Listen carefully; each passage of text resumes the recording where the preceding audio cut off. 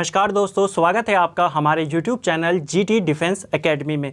देखिए फ्रेंड्स, आज के इस वीडियो के अंदर हम आपके लिए आर्मी स्पेशल क्लास की हिस्ट्री के 50 इंपॉर्टेंट क्वेश्चंस को मैं यहाँ पे आपके लिए लेकर आया हूँ और ये 50 इंपॉर्टेंट क्वेश्चन आपके आने वाले एग्जाम के लिए काफ़ी ज़्यादा इंपॉर्टेंट है।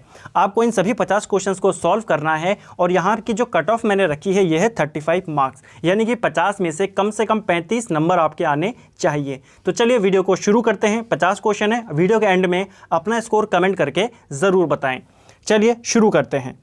सबसे पहला प्रश्न है आज का, सिख समुदाय के अंतिम गुरु कौन थे? तो जो सिख समुदाय है इनके अंतिम गुरु थे ऑप्शन सी गुरु गोविंद सिंह जी, इनके 10वें और अंतिम गुरु थे। ठीक है, प्रथम गुरु कौन थे? तो गुरु नानक इनके प्रथम गुरु थे। सिख धर्म के संस्थापक कौन थे? गुरु नानक सिख धर्म के संस्थापक थे। ठीक है, दूसरा प्रश्न है, भगवान बुद्ध ने अपना पहला उपदेश कहाँ पर दिया था? तो महात्मा बुद्ध ने जो अपना पहला उपदेश दिया था वो सारनाथ में दिया था। तो ऑप्शन डी हमारा राइट आंसर है। और उस जो इन्होंने अपना पहला उपदेश दिया उसे धर्म चक्र परिवर्तन कहा जाता है। अगर पूछा जाए इन्हें ज्ञान की प्राप्ति कहाँ पर होती है तो बोध गया में इन्हें ज्ञान की प्राप्ति होती है, लेकिन उपदेश कहाँ देते हैं? सारनाथ में। और अगर प्रश्न बने कि महात्मा बुद्ध ने अपने सर्वाधिक उपदेश कहाँ पर दिए थे तो श्रावस्ती में दिए थे। ठीक है, जलियांवाला बाग की दुर्घटना किस सन में हुई थी? तो जो जलियांवाला बाग कांड हुआ था ये हुआ था वर्ष 1919 में। 13 अप्रैल 1919 में जलियांवाला बाग हत्याकांड हुआ था। और अंग्रेज कौन था उस समय जिसने गोलियां चलवाई थी? तो जनरल डायर वो समय यहाँ पे जो कमांडर था। ठीक है, जो ब्रिटिश अधिकारी था जिसने गोलियां चलवाई वो जनरल डायर था। ठीक है, अगला है, चोरा चोरी कांड किससे संबंधित है? तो देखिए, जो ये चोरी चोरा कांड है ये किससे संबंधित है? ये संबंधित है असहयोग आंदोलन से। महात्मा गांधी ने जब असहयोग आंदोलन शुरू किया तो ये शांतिपूर्वक आंदोलन चल रहा था, लेकिन 5 फरवरी 1922 को हुआ क्या? गोरखपुर के अंदर चोरा चोरी नामक एक जगह है, वहाँ पर जो भीड़ थी उसने एक थाने के अंदर आग लगा दी जिसमें पुलिस वाले थे जो कि जिंदा जल गए। तो इस घटना से प्रभावित होकर, इस घटना से आहत होकर गांधी जी ने असहयोग आंदोलन को कैंसिल कर दिया। तो चोरा चोरी कांड किससे संबंधित है? असहयोग आंदोलन से संबंधित है। और ये घटना कब घटी? तो चोरा चोरी कांड की घटना घटी थी 5 फरवरी 1922 में।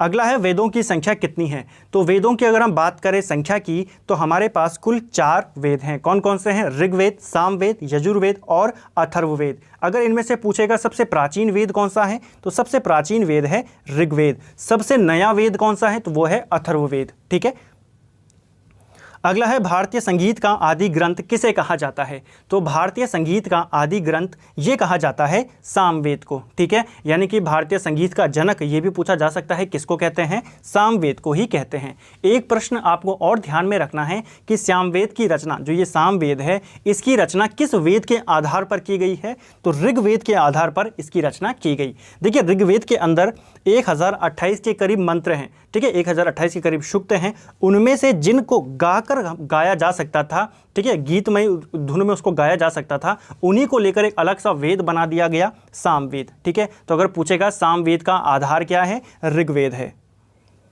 अगला है, योग दर्शन के प्रतिपादक कौन है? तो योग दर्शन के प्रतिपादक थे पतंजलि। ठीक है, ऑप्शन डी यहाँ पे राइट आंसर है। अगला है, सिंधु सभ्यता कौन सा स्थान भारत में स्थित है? तो सिंधु सभ्यता का कौन सा स्थान आपने बताना है भारत में है? तो राइट आंसर है ऑप्शन ए लोथल। लोथल जो है ये वर्तमान में भारत के गुजरात राज्य में स्थित है। ठीक है, जबकि अगर हम हड़प्पा और मोहनजोदड़ो की बात करें तो जब भारत का विभाजन हुआ तो ये दोनों स्थल कहाँ चले गए? पाकिस्तान में ये वर्तमान में स्थित हैं। लेकिन लोथल क्या है? सिंधु सभ्यता का एक बंदरगाह है और वर्तमान में ये गुजरात में स्थित है।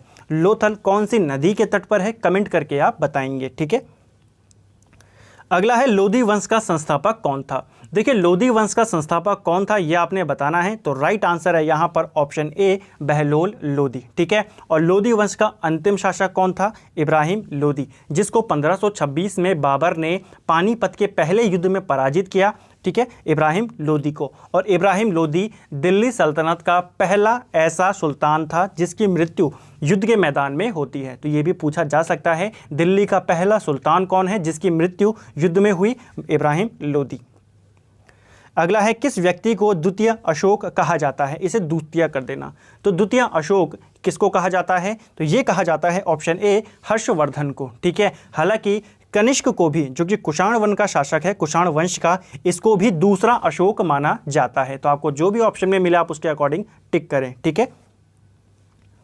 अगला है सोने के सर्वाधिक सिक्के किस काल में जारी किए गए थे। तो सोने के जो सर्वाधिक सिक्के जारी किए गए थे ये जारी किए गए गुप्त काल में, ठीक है। तो सबसे ज़्यादा सोने के सिक्के किस शासकों ने जारी किए, गुप्त शासकों ने जारी किए थे। अगला है गुप्त वंश का संस्थापक कौन था। तो गुप्त वंश का जो संस्थापक था वो था श्रीगुप्त। श्रीगुप्त के बाद उसका बेटा घटोत्कच गद्दी पर बैठता है और उसके बाद पहला जो महान शासक था गुप्त वंश का वो था चंद्रगुप्त प्रथम, ठीक है।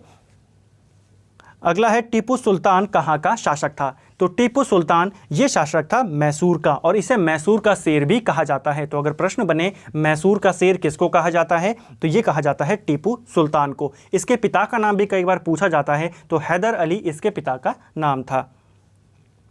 महावीर की मृत्यु कहाँ पर हुई थी। तो जैन धर्म के जो संस्थापक थे, जैन धर्म के वास्तविक संस्थापक वो कौन थे, महावीर स्वामी थे, ठीक है। और इनका वास्तविक नाम था वर्धमान। इनकी मृत्यु कहाँ पर हुई, तो इनकी मृत्यु होती है पावापुरी में, ठीक है। तो जैन धर्म के वास्तविक संस्थापक महावीर स्वामी की मृत्यु पावापुरी में होती है, और ये जैन धर्म के 24वें तीर्थंकर भी थे।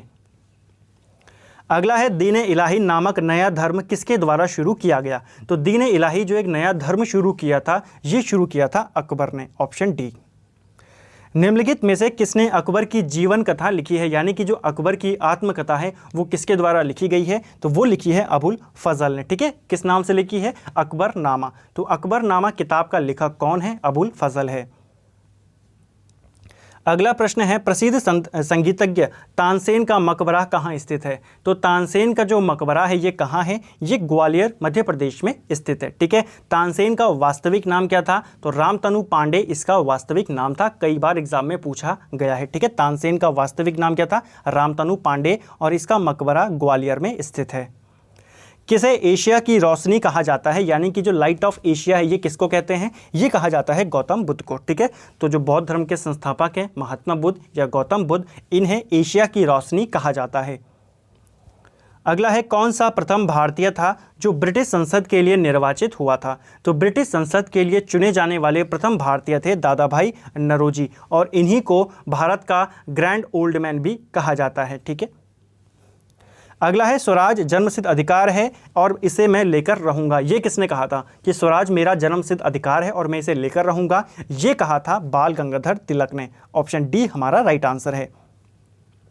पंजाब केसरी का खिताब किसको दिया गया था, यानी कि इनमें से किसे पंजाब केसरी भी कहा जाता है, तो ये कहा जाता है लाला लाजपत राय को, ऑप्शन बी। किसे आधुनिक भारत का जनक कहा जाता है। तो आधुनिक भारत का जनक ये माना जाता है, ऑप्शन सी, राजा राम मोहन राय को, ठीक है। और पिछले वीडियो में मैंने आपको बताया था कि इनको राजा की उपाधि किसने दी थी, कमेंट करके आप बताएंगे, ठीक है। पिछले ही वीडियो में मैंने आपको बताया था। अष्टप्रधान किस परिषद किस शासक के शासनकाल में थी। तो देखिए अष्टप्रधान जो ये परिषद थी ये किसके शासनकाल में थी, ये शिवाजी के शासनकाल में थी, शिवाजी के दरबार में रहती थी। लेकिन अगर अष्टप्रधान की जगह पर अष्टदिग्गज यहाँ पर लिखा होता, अष्टदिग्गज किसके दरबार में रहते थे, तो ये कृष्णदेव राय के दरबार में रहते थे, ठीक है। अष्टदिग्गज कृष्णदेव राय, अष्टप्रधान शिवाजी, ठीक है।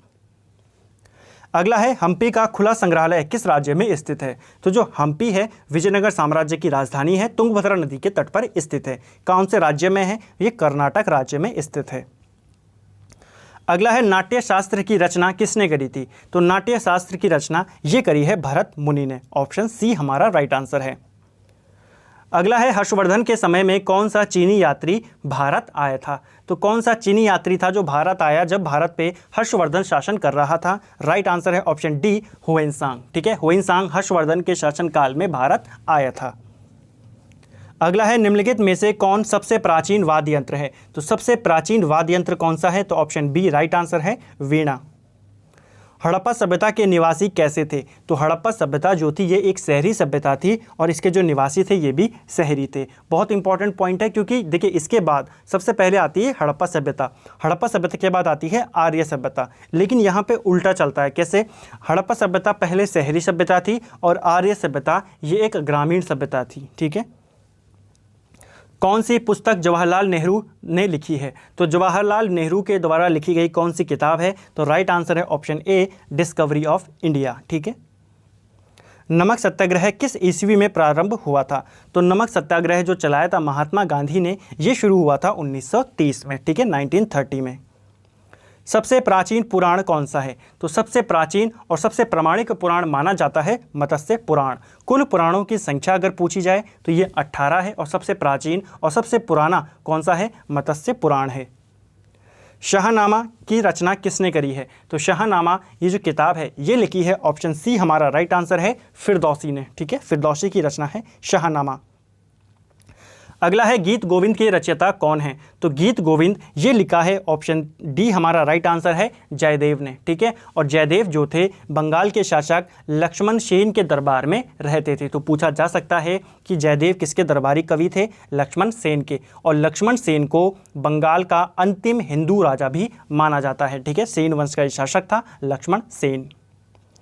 अगला है रज़िया सुल्तान किसकी पुत्री थी? तो रज़िया सुल्तान जो थी ये इल्तुतमिश की पुत्री थी, ठीक है। दिल्ली सल्तनत में एकमात्र महिला सुल्तान कौन बनी थी? रज़िया सुल्तान थी, ठीक है। भारत की एकमात्र मुस्लिम शासिका या महिला शासिका कौन थी? रज़िया सुल्तान थी, ठीक है। किसकी पुत्री थी? इल्तुतमिश की ये पुत्री थी। अगला है कुतुब मीनार का निर्माण कार्य किसने पूरा करवाया था? तो देखिए जो कुतुब मीनार है इसका निर्माण पूरा करवाया था इल्तुतमिश ने, ठीक है। शुरू किसने करवाया था निर्माण? जो कुतुबुद्दीन ऐबक है इसने इसका निर्माण पूरा करवाया, शुरू करवाया, लेकिन पूर्ण इसको करवाया इल्तुतमिश ने, ठीक है। इल्तुतमिश ऐबक का गुलाम था और ऐबक का दामाद था। अगला है निम्न में से किसने बाजार नियंत्रण प्रणाली की शुरुआत करी? तो बाजार नियंत्रण प्रणाली की शुरुआत ये करी थी अलाउद्दीन खिलजी ने। और दिल्ली के जितने भी सुल्तान हुए उनमें सबसे बड़ी विशाल सेना किसके पास थी? अलाउद्दीन खिलजी के पास थी।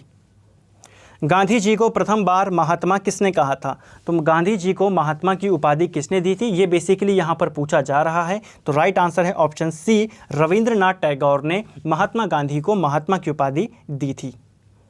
गांधी जी दक्षिण अफ्रीका से भारत कब लौटे थे? तो महात्मा गांधी दक्षिण अफ्रीका से भारत लौटे थे वर्ष 1915 में। अगला है खानवा का युद्ध कब लड़ा गया? तो खानवा का युद्ध ये लड़ा गया 1527 में। बाबर और जो राणा सांगा था उसके बीच ये युद्ध लड़ा गया और इस युद्ध के बाद बाबर ने गाजी की उपाधि धारण कर ली थी। तो पूछा जाता है बाबर ने कौन से युद्ध के बाद गाजी की उपाधि धारण करी? तो खानवा का युद्ध। निम्न में से किसने बारदोली में किसान आंदोलन का नेतृत्व किया था? तो बारदोली में किसान आंदोलन का नेतृत्व ये किया था वल्लभ भाई पटेल ने। और इसी आंदोलन के नेतृत्व से खुश होकर जो यहाँ की महिलाएं थीं उन्होंने इन्हें सरदार की उपाधि दी थी, ठीक है। तो वहाँ की महिलाओं की तरफ से गांधी जी ने इन्हें सरदार की उपाधि दी थी, ठीक है। अगला है नालंदा विश्वविद्यालय की स्थापना किस काल में हुई थी? तो नालंदा विश्वविद्यालय की स्थापना ये होती है गुप्त काल में। किस गुप्त शासक ने इसकी स्थापना करी थी? कमेंट करके आप बताएंगे।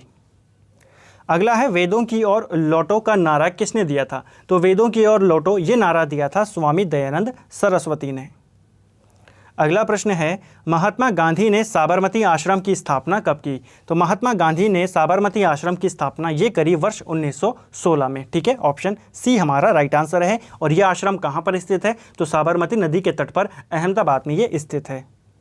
अगला है 1907 में कांग्रेस के सूरत अधिवेशन की अध्यक्षता किसने करी थी? तो देखिए 1907 का जो कांग्रेस अधिवेशन होता है ये सूरत में होता है और बहुत इंपॉर्टेंट ये अधिवेशन था क्योंकि इसी अधिवेशन में पहली बार कांग्रेस का विभाजन होता है। इसकी अध्यक्षता करी थी रास बिहारी, इसको घोष कर देना, ठीक है, रास बिहारी घोष ने इसकी अध्यक्षता करी थी। अगला है आगरा नगर की स्थापना किसके द्वारा की गई? तो आगरा नगर ये बसाया था सिकंदर लोदी ने, ठीक है। सिकंदर लोदी ने आगरा की स्थापना करी थी, ये आपको याद करना है। अगला है असहयोग आंदोलन निम्नलिखित में से किस वर्ष शुरू में किया गया था? तो जो असहयोग आंदोलन शुरू किया गया ये 1920 में शुरू किया गया। और शुरू में ही हमने बात करी इसे वापस कब लिया गया? तो 5 फरवरी को जो चोरा चोरी घटना होती है उसी के बाद इसको वापस ले लिया जाता है। अगला है गौतम बुद्ध ने सारनाथ में जो पहला धर्म उपदेश दिया उसे क्या कहते हैं? तो जब हमने शुरुआत में बात करी कि उन्होंने अपना पहला उपदेश कहाँ दिया था? सारनाथ में। और उसे एक बौद्ध ग्रंथों में क्या कहा गया है? धर्म चक्र परिवर्तन कहा गया है। अगला है निम्न में से किसने बीजक कृति लिखी है? तो बीजक जो लिखा है ये किसने लिखा है? तो ये है कबीर का, ठीक है। हालांकि जो बीजक है इसके अंदर कबीर के जो बातें हैं वो इसके अंदर लिखी गई है, ठीक है। तो कबीर वाणी का जो संग्रह है वो कौन है? वो है बीजक, ठीक है। महमूद गजनी ने सोमनाथ के मंदिर पर कब आक्रमण किया था? तो महमूद गजनी ने भारत के ऊपर कुल 17 बार आक्रमण किया, जिसमें सबसे प्रसिद्ध आक्रमण था उसका सोमनाथ आक्रमण। यह आक्रमण उसने 1025 में किया था। ठीक है, अगला और अंतिम प्रश्न है आज का हमारा, ग्रांड ट्रंक रोड किसने बनवाई थी? तो भारत के अंदर जो ग्रांड ट्रंक रोड है इसका निर्माण करवाया था शेरशाह सूरी ने। ठीक है, ऑप्शन बी हमारा राइट आंसर होगा। तो फ्रेंड्स, ये थे हमारे आपकी आर्मी भर्ती स्पेशल के लिए 50 हिस्ट्री के महत्वपूर्ण क्वेश्चन। पूरी हिस्ट्री से हमने यहाँ पे क्वेश्चन आपके लिए लेकर आए, चाहे वो प्राचीन काल हो, वैद से लेकर आधुनिक भारत के भी हमने यहाँ पे क्वेश्चन डाले, ताकि आपका अच्छे से रिविजन हो सके। अगर आपको वीडियो पसंद आता है तो वीडियो को लाइक करें, शेयर करें, हमारे चैनल पर नए हैं तो चैनल को सब्सक्राइब करें और अपने दोस्तों के साथ वीडियो को ज़्यादा से ज़्यादा शेयर करें। Thank you friends.